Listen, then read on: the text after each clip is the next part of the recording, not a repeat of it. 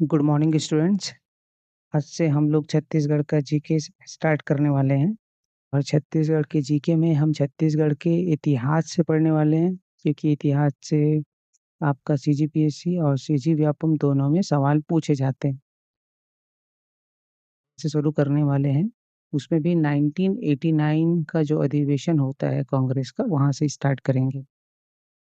हम यहीं से स्टार्ट करते हैं। कांग्रेस का जो अधिवेशन होता है 1989, इस अधिवेशन के जो अध्यक्ष रहते हैं वो रहते हैं विलियम बेडनबर्ग, और ये होता है 1889 में होता है, जिसमें छत्तीसगढ़ की जनता क्या होती है, शामिल होती है। या आप ये भी कह लीजिए कि मध्य प्रांत की जो जनता है वो इस अधिवेशन में पहली बार शामिल होती है। तो यहाँ से एक प्रश्न पूछा जाता है कि ऐसा कौन सा अधिवेशन है जिसमें मध्य प्रांत की जनता या छत्तीसगढ़ के नेता या जनता शामिल हुए थे, तो आपका बम्बई अधिवेशन है। इस अधिवेशन में छत्तीसगढ़ के कितने प्रतिनिधि शामिल हुए थे? मध्य प्रांत के ध्यान रखिएगा।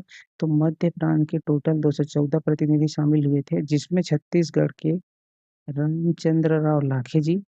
अभी जो सीजीपीएससी ने एग्जाम लिया था इंजीनियरिंग सर्विसेज का, तो उसमें आंसर लिया गया था रामचंद्र राव लाखे जी एकमात्र प्रतिनिधि के रूप में। तो अभी अगर आपके पास एक ही ऑप्शन को टिक करना है, तो आप रामचंद्र राव लाखे जी को ही सेलेक्ट करिएगा।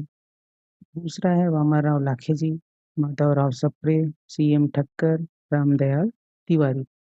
तो आपको ये पांचों का पांचों नाम याद रखना है, लेकिन अगर आपसे स्पेसिफिकली पूछे कि कौन इस अधिवेशन में शामिल हुए थे एकमात्र प्रतिनिधि के रूप में, तो आपको ध्यान रखना है रामचंद्र राव लाखे। ठीक है। अगला जो अधिवेशन है कांग्रेस का नागपुर अधिवेशन, ये होता है आपका 1891 में। इस समय इस अधिवेशन के जो अध्यक्ष रहते हैं, जिनका नाम रहता है पी आनंद चार्लू। आपके लिए क्यों इम्पोर्टेंट है वो इसमें ध्यान रखिएगा।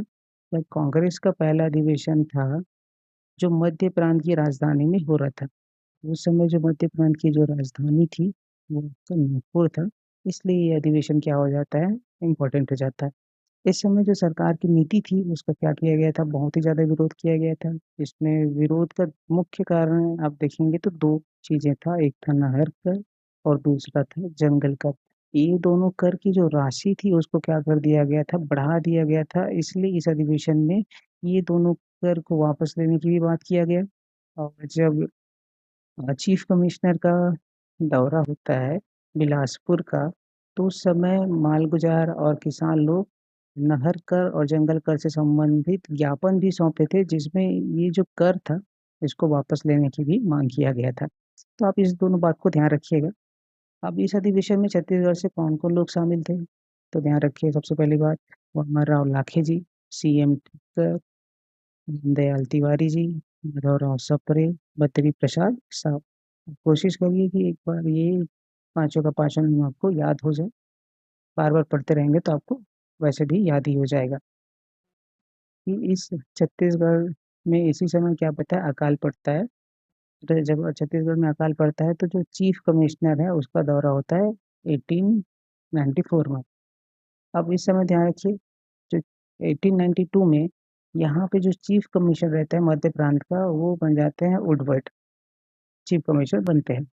तो वो और ये दौरा करते हैं छत्तीसगढ़ का 1894 में। और इसी समय रायपुर रायपुर के दौरा पे ये आते हैं।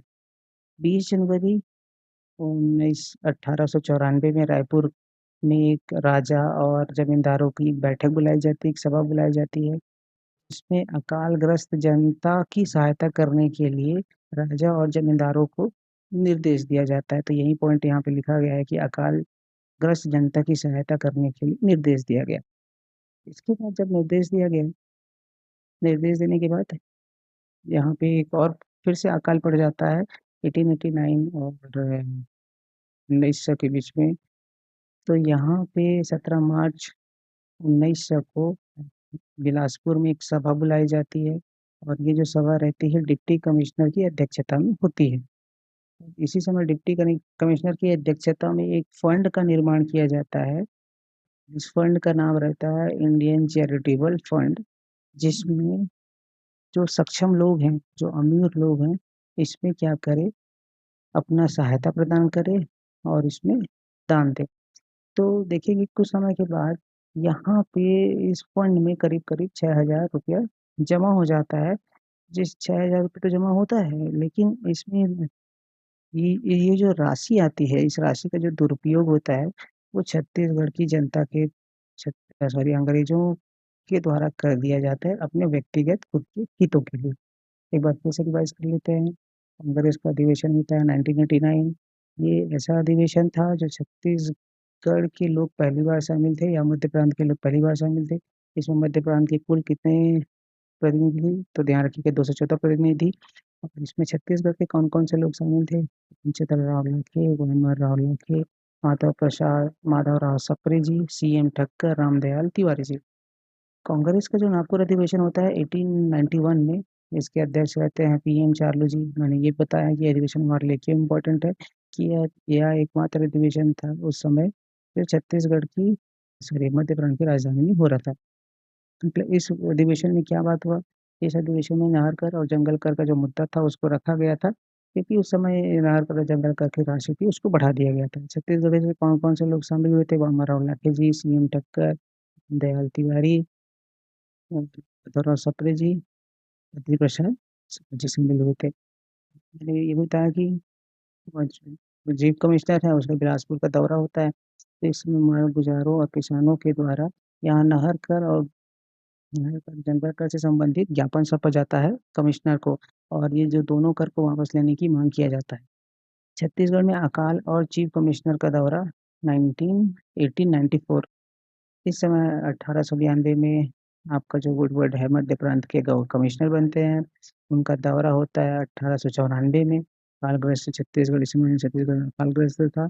20 जनवरी 1994 में रायपुर के राजा और जमींदारों की एक सभा बुलाई जाती है, एक बैठक बुलाई जाती है, जिसमें उनको निर्देश दिया जाता है कि जो अकाल पीड़ित जनता है उनका क्या किया जाए, मदद किया जाए, सहायता किया जाए।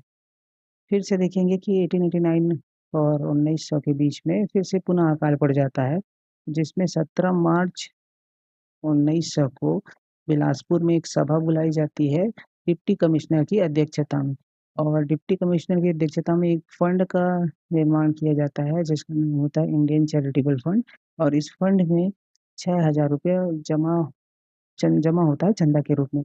लेकिन ये जो चंदा जमा होता है 6000 रुपया इसका दुरुपयोग अंग्रेज़ों द्वारा व्यक्तिगत हित के लिए कर लिया जाता है।